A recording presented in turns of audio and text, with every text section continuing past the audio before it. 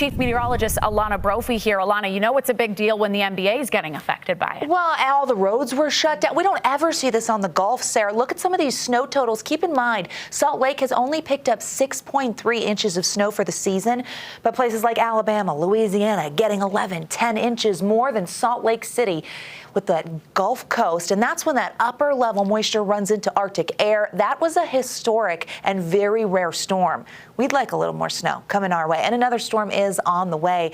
Won't be here today, won't be here tomorrow. Live view from Park City. That's from the Swainer Preserve. That's pretty because you see the sun going down. Pretty shot of the snow. Park City is the place to be. Sundance is tomorrow, and it is going to be chilly with kickoff of Sundance. And we're going to stay cold as we make it through the weekend. Satellite radar shows that northwest flow, dry conditions throughout the state. We've got that Arctic air lingering in some of our eastern valleys, but we're quiet as high pressure wants to build. We're just cold, frigid for the overnight, and we stay cold. With high pressure this time of year and cold air on the valley floor, at times that can lead to inversion. Right now, green means clean throughout northern Utah. Love to see it, but we see the haze in some of our valleys. Now, we did see Davis County mix into the moderate category with increased elevated particulate matter today. Something to watch tomorrow and Friday. Live view from Tooele County, clear skies.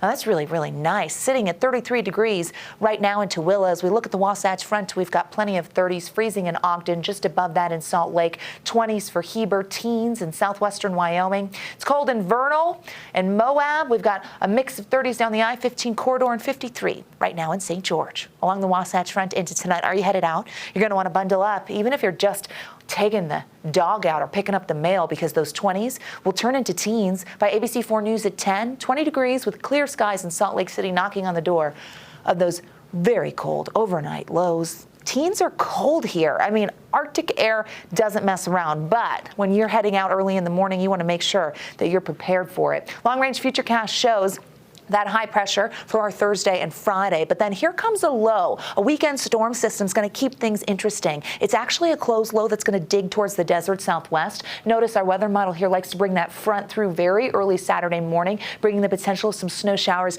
to northern Utah. So you could wake up on Saturday and see some light snow along the Wasatch Front. We know that low is going to continue to dig, and it looks as though right now it's going to really favor the southern half of the state when it comes to snow and wet weather, which we welcome because it has been a long time since St. George has picked up moisture and they have the chance to. This low meanders through the desert southwest, bringing a wintry mix to the southern half of the Beehive State. It will also keep the chance of some snow showers in south central and southeastern Utah as we get through early next week. Heads up there. This is Monday at 7 a.m. and you can see the precipitation in the southern half of the state and in south central Utah.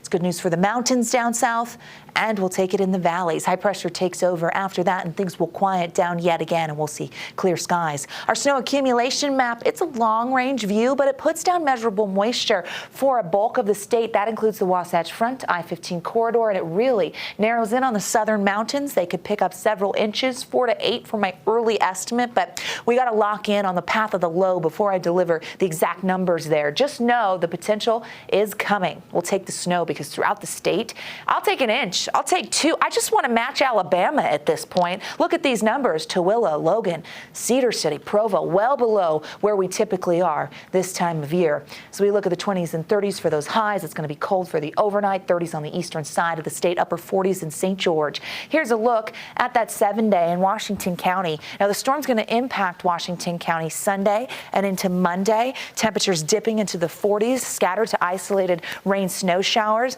and that's because of the daytime high. But Washington County could see some flurries fly. Calling it now. It's going to be cold enough. That low looks tricky.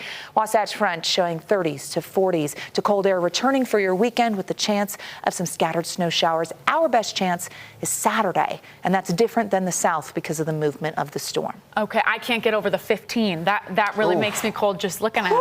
It's going to be one of those. It's going to be cold up in Sundance tomorrow. I mean, that's a nice way to put it. Okay. I feel like you and I both know it's going to be cold, but we're going to be standing out there, so yeah. Hey, at least we're fashion coordinated here. I know, we look nice. Okay. Wow, so chic.